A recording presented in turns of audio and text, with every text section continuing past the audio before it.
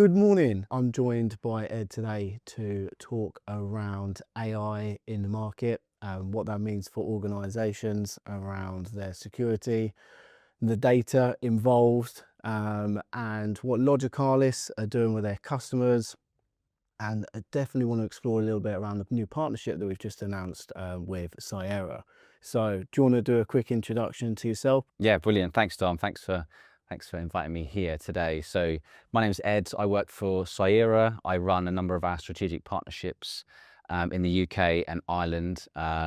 Really excited to see what we are building together between Cyera and Logicalis.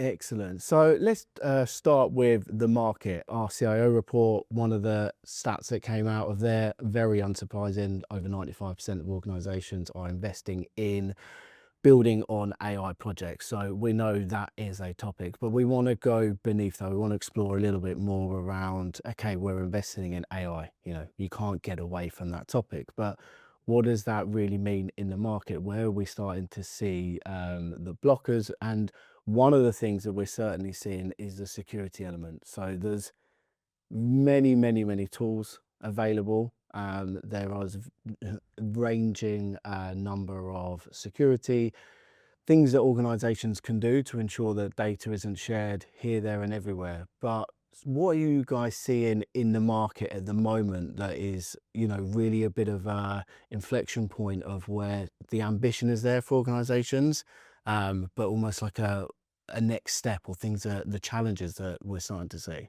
It's probably worth taking a moment to figure out, like, where are we as a species in this whole conversation, right? Like, a lot of us don't really understand what is actually happening. Like, if you think about our personal lives, right? 5 years ago, this thing called ChatGPT came out, and no one really knew what it was or what it meant. We started kind of playing around with this new shiny thing, and then fast forward on 5 or 6 years from then, now it feels like no one really uses a search engine anymore in their personal lives. We're all just talking to agents. We're talking to Claude. We're talking to ChatGPT, Gemini as a normal day-to-day thing, right? And that's how kind of the general population is experiencing this. But at a business level, it's kind of way more exciting, but also terrifying at the same time, because we're seeing significant number of companies investing quite hard and heavy in this space, not just around generative AI, so using and connecting these sort of platforms to their data, but also autonomous AI, agentic systems which arguably think for themselves, work at lightning speed. One agentic system might be able to do the work of 30, 40, 100 people, right? At a macro level, like, you kind of see that at CEOs announcing big layoffs, right? Combination of, we've increased our productivity and profit, but we're also laying off people at the same time. So I think there's a massive nervousness around, like, what this space is and what this means. But I'm an optimist. Like, I think if you hear our co-founders talk about this topic, we see massive opportunity for customers to, optimize and improve their businesses with completely different ways of working that they haven't seen before. I was at a customer event this week, hearing about one of our construction customers, and they were being interviewed on stage. And one of the things that we were talking about is, how innovative can a construction company be? And actually, it was a bit of a gut check for us, because what we realized is, autonomous robots are already in the field. They've got robo dogs walking around the site, checking for health and safety and looking at all of the elements around what they're doing and making sure that they are adhering to their plans. And by night, those robo dogs are they're their security guards, right? And they've got drones flying everywhere. They've got AI breathing through their business, and as a result, they're making a lot more money than their peers. So I think at that kind of macro level, there's some really amazing things happening, but there's also some, like, challenges. Like, we see that at a board level, like, everyone's talking about this conversation, right? AI, how are we doing? Are we investing? And it's creating a sense of panic. If we're not doing it, someone else is. And I think that opens up an interesting conversation for us to kind of have today. I think that's it. It's incredible, like you kind of said, where we've gone from, even 5 years ago, even 2 years ago, You know, when you look at the AI space, and yes, ChatGPT was kind of a phenomenon in itself, but the examples you've given there, and there's a number of partners we work with, and some of the things that businesses are being able to bring to market is really transforming. And that is great. And the research we've done shows the ambition is there, shows the projects in flight, but there are still so many projects that kind of only reach a certain point. They kind of struggle to get beyond the pilot. Businesses are trying to pick and choose the right, things that align, the things that can bring those efficiencies and productivity. But obviously, as this world is growing at such a pace, we're seeing obviously the governance around it. That's becoming a really, really important factor. We've got new EU legislation coming out later this year, and we need to kind of explore the implications of that. There's been some high profile cases in the media, which obviously we don't need to delve into today, but there is that fear, and rightfully so. What's the growth been, or the story behind the Cyera story? So I think, touching on what you said earlier at the start, 95% of businesses are adopting AI. In reality, it's probably close to 100%, right? In some fashion, they're thinking about it, they're doing it. There's pretty much anyone is doing this. Paradoxically, to that point, our research at Cyera is that no more than like 15 to 18% of customers are actually ready from a security perspective. So you've got this huge delta of, we're going for it, but we are totally not ready for figuring out security. And what AI has forced customers, or forced to happen, is to realize that all of this time and energy that's been spent to stop bad people coming into the organization, traditional security, perimeter security platforms, that's not the target. The target is the data, right? So it's forced companies to think inwardly and go, right, if we're going to embrace AI and we're going to succeed, AI feeds off two things, right? GPUs, which makes people like NVIDIA super rich, and it feeds off data. And the quality of the data and the security around the data is the thing that's going to set them apart to being able to actually unleashing the power of AI. So when it comes to figuring out like priorities, we've seen a massive shift. We've no longer got, security leaders, business leaders kind of focused on cybersecurity from a infrastructure point of view. And I think one of your stats points this out from a Logicalis perspective. I think it in the 2025 research said that 50% of the security spend is wasted. It's on products and tools that are not really used as much and won't be used in the future, right? So if there's a limited budget to solve these problems, what we're seeing as Cyera is a massive increase in what can help us figure out data. To kind of segue into maybe where your question is going with Cyera is like, what is Cyera doing in this space? So like, we're a young company, like we've only been around for like 5 or 6 years, but we are, the most heavily funded company in the space now. I won't kind of talk about numbers, but we're really excited with the trajectory that the business has, because our investors understand that the interjections between AI and data are so important. And you'll hear messaging from Cyera like being called the truth layer to AI, right? Ultimately, we need to be able to present the right data to the AI in the right way. A stat that really scares most customers when we speak to them is that we as human beings, we only use 4% of the access that we have to data, which kind of makes sense, right? Like, we're in our lane, we're in, we kind of wake up every day, we open our emails, Ed does what he does and Dom does what he does. We don't really deviate too much from that.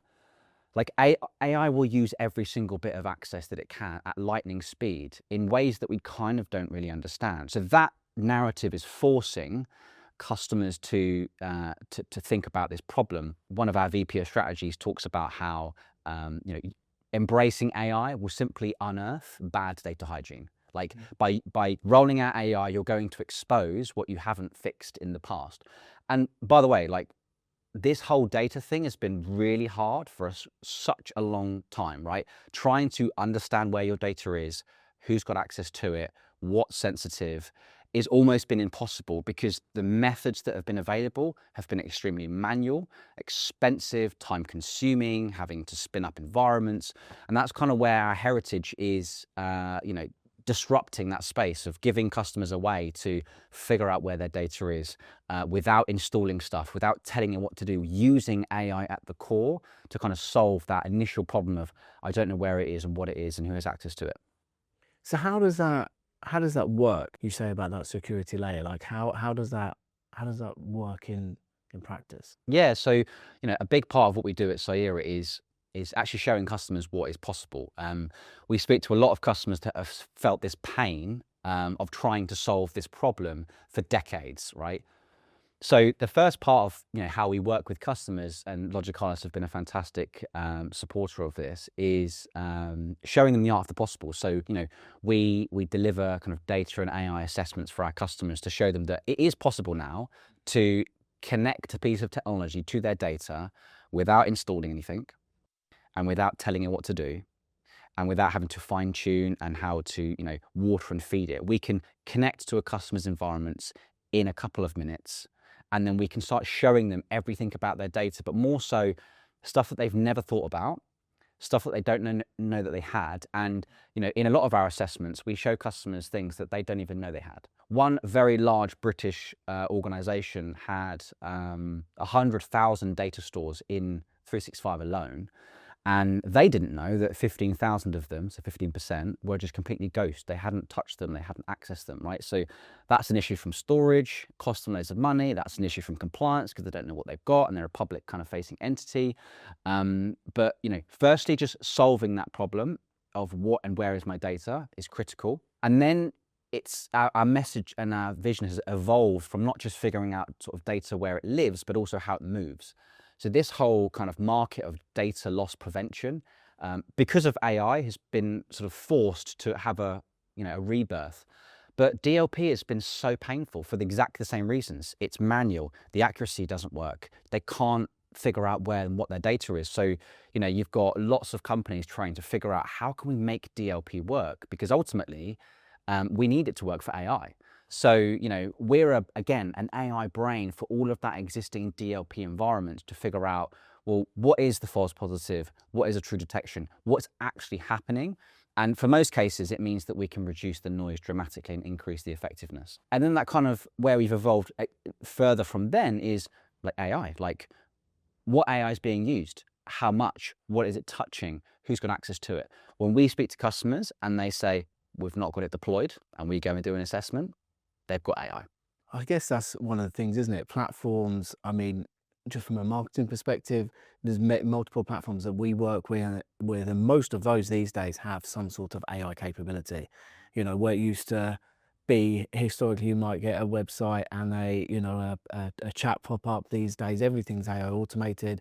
There's so many things, obviously, prompts and stuff that just is there. And it's probably surprising, or not so much for you guys, is how much or when you're exposed to these tools and it starts with a bit of a test and play, oh, this is good, or this works this way. And then before you know it, how far have organizations gone to ensure that these add-on platforms that you thought were safe have now got an AI tool? Are they being used in the right way? Hypothetically, that is probably happening everywhere. And I sympathize with customers because every cybersecurity vendor, every partner is trying to capitalize on this wave. They're trying to help customers. The noise is dramatic for customers to figure out, what do we need? What investments do we make? Everyone's saying the same thing. Everyone's going to solve your AI problems. But in the reality is that's not true, because there are a significant number of players that have been in this sort of space, in this world around cyber. And a lot of them are going to start trying to tell customers, we can do this and we can do that. What I would urge customers, and what we work very closely with Logicalis to do, is challenge customers and go, well, okay, what about the data? Because ultimately that is the crown jewel of your organization. If you're a public entity, it's your IP, it's what makes you unique and competitive. If you're a public entity, it's public data, it's compliance, it's regulation. And ultimately, if you solve that part of the problem, everything gets easier. So part of what we work together with our customers is let's take a couple of steps back so we can sprint.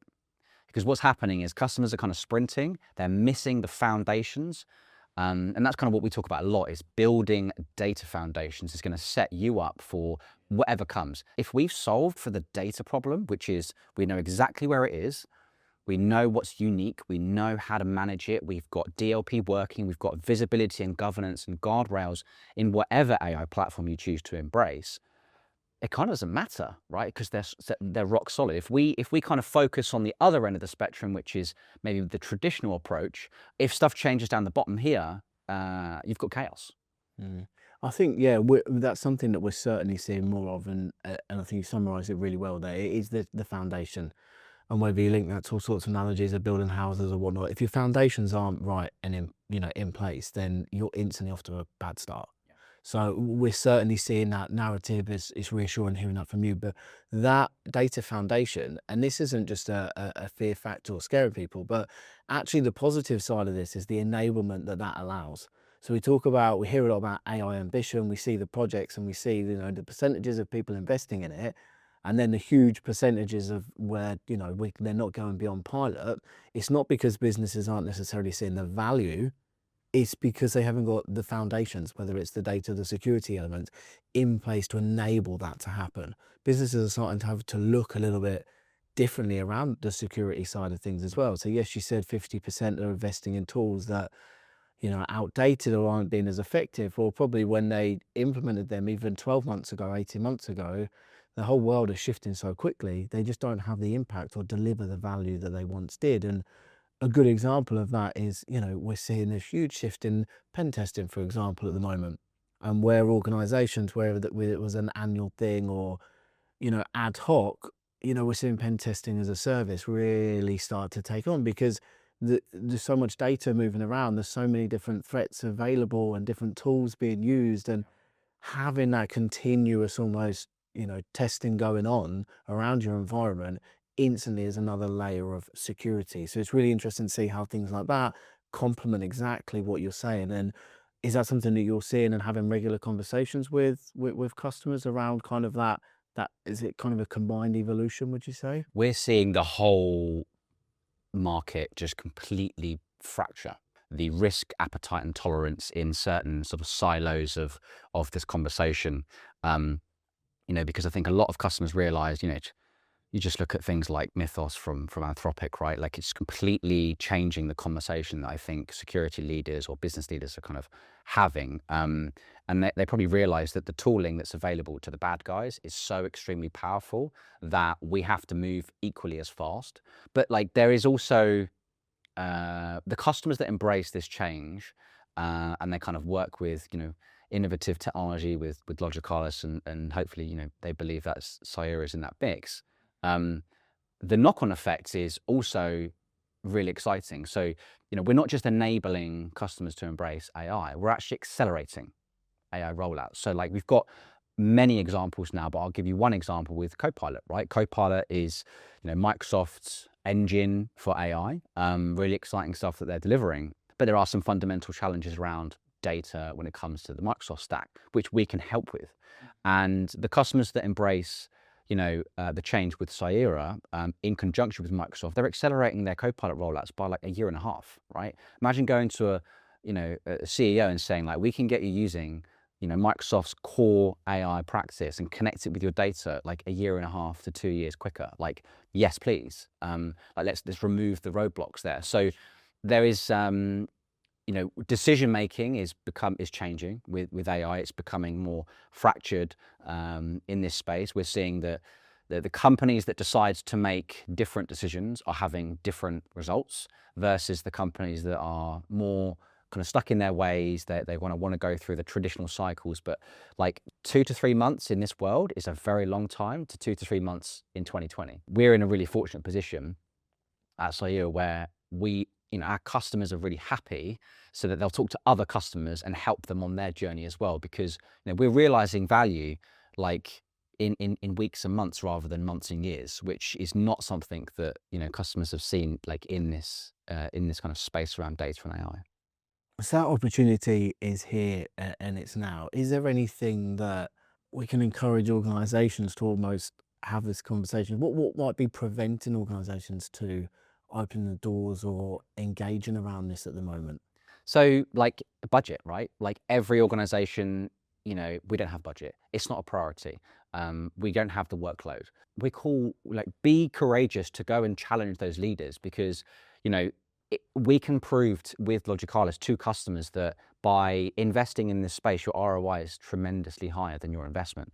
Like, if we can accelerate your plans to become safe, embracing of AI by taking a step back to sprint, you will win, and you will be competitive. And unfortunately, time is not something that any customer has the luxury of. Two very similar businesses, if one embraces AI with a particular piece of urgency, they are going to compoundly increase their effectiveness against their competition.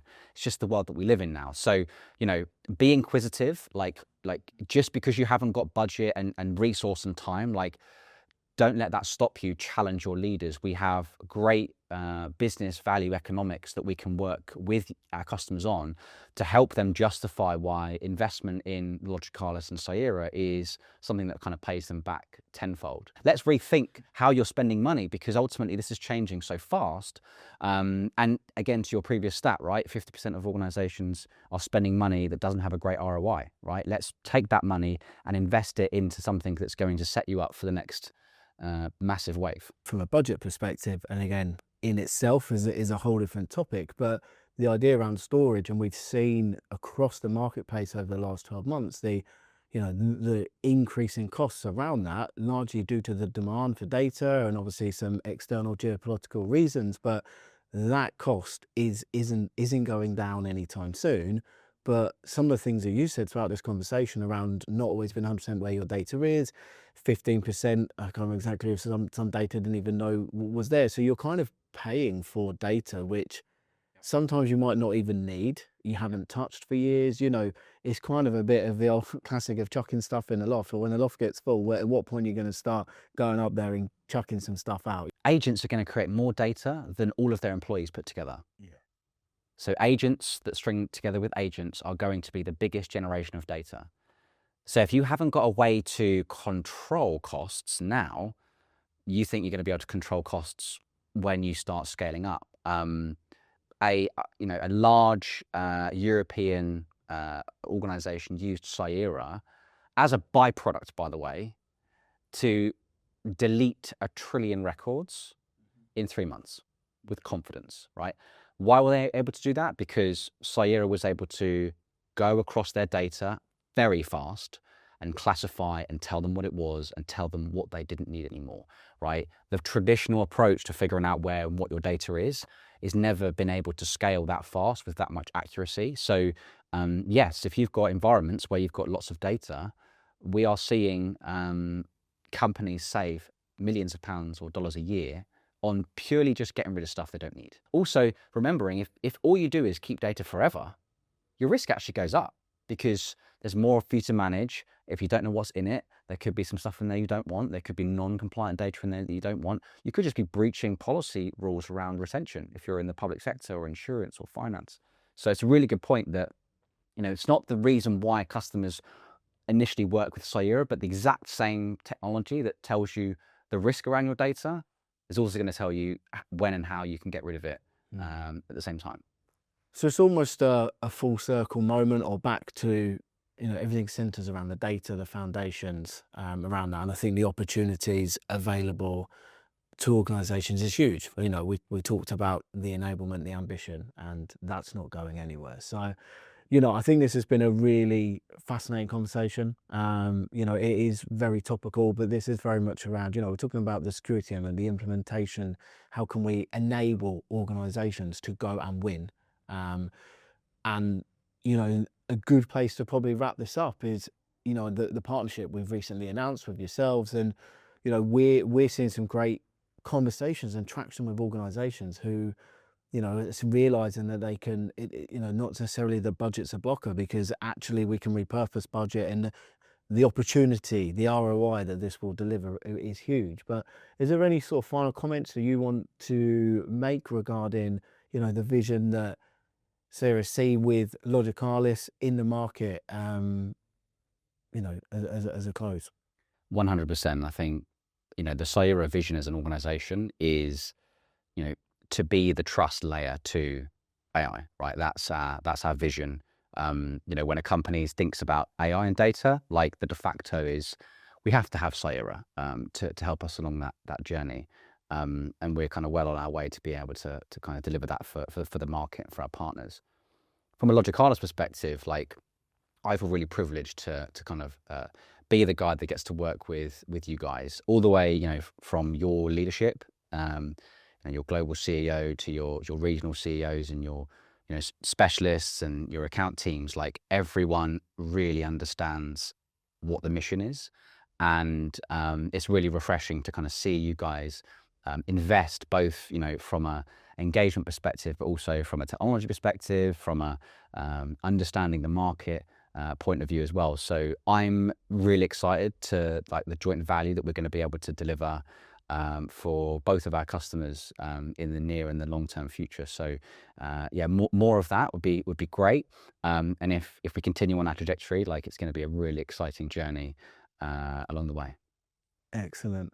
And I think, you know, it aligns to our own mission of trying to be that trusted technology partner in the market. So, look, thank you so much for joining today. Hopefully, there's some really good information that we've been able to provide, enlighten people who are on this journey, debate on what step to take next, you know, and look forward to a conversation further down the line as we see this world evolve. So, thanks, Ed. Catch up soon. Cheers, Tom. Cheers. Thank you.